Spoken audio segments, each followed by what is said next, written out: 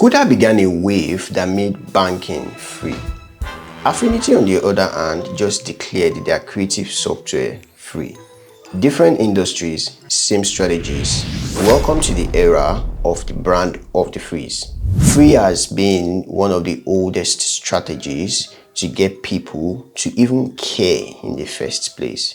And I get it. The reason is because there is a lot of product, there is a lot of competition out there. It is stiff. Free is not even an option anymore these days. It's demanded. It's woven into your product strategy or to your marketing strategy. So it is not new.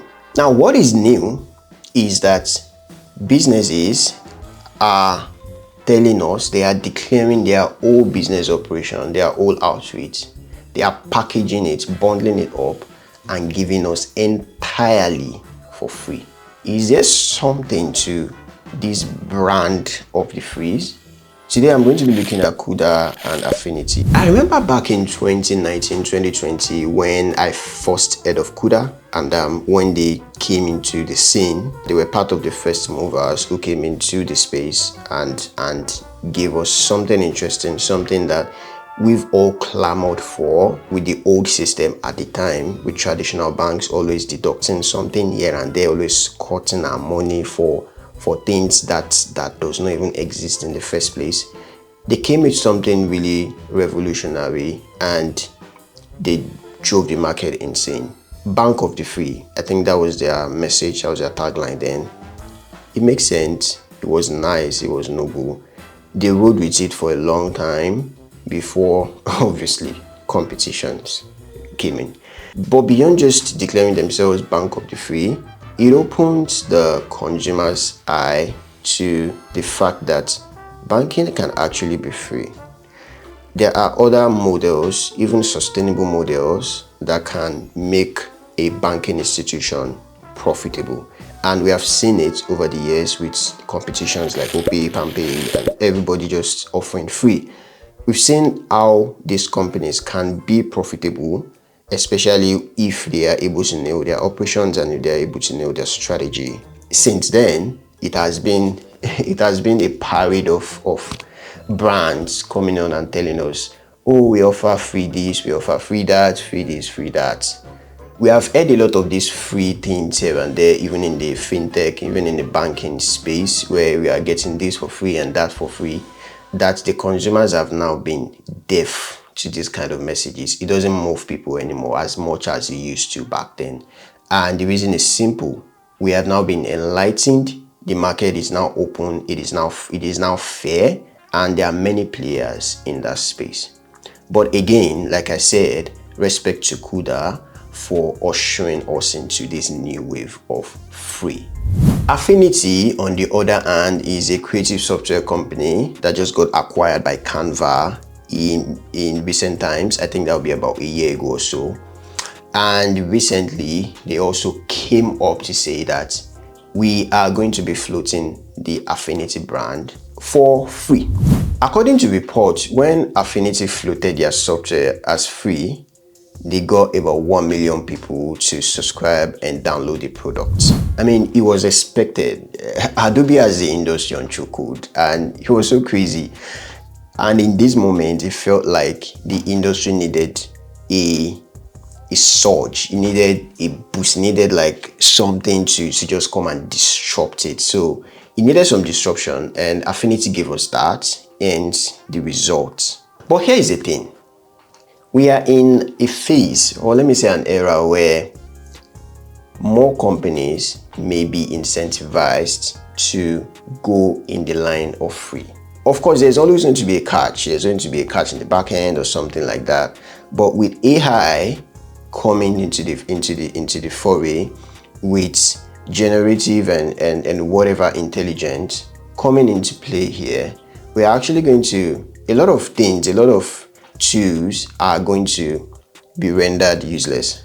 A lot of things that companies have hidden behind paywalls are now going to be things that AI can offer you top of the shelf.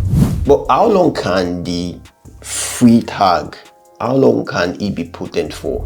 On one hand, with Kuda, they came in with the bank of the free, and I think they're still going on with that message. But so far, you would think they will be the industry leader in this moment. They will probably be pioneering things and leading the market. But the opposite is the case. They are not a market leader at the moment, and they've been overtaken by competition like Moneypoint, OP, and Pampi. And on the other side, with Affinity declaring themselves as free, they are breaking the chains and the chokehold that Adobe has on most creatives and designers, and they are taking a share of the pie.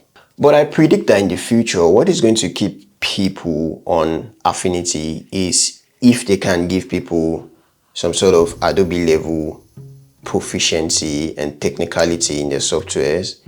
If they can give us something similar, especially when it comes to their ecosystem and the numerous products that they have that are still very strong in the industry. For example, Affinity does not have the answer for Premiere Pro. I don't even think it has the answer currently for Photoshop.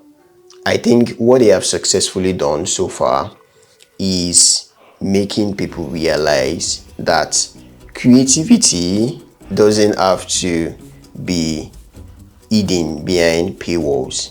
Sometimes it doesn't have to come bundled up in one full subscription. It just has to come free. I'm sure the market for Affinity is there. A lot of people still want things for free, even pro level designers, agencies, even companies. I'm sure will certainly be trying out their softwares and seeing how they can integrate it into their system, into their operations. But I predict that what is going to keep people using the platform is if they can still stay true to their promise in the coming years, and if they continue to still improve the product, because that is very important. Adobe, their competition, is killing a lot of things, and they are not staying down. Are we going to continue to see more brand of the freeze? Yes, I think so. And with AI in the mix, the barrier of entry to a lot of things, a lot of tools will come lower. Will free be a good positioning in the future to hold in the market on the long run?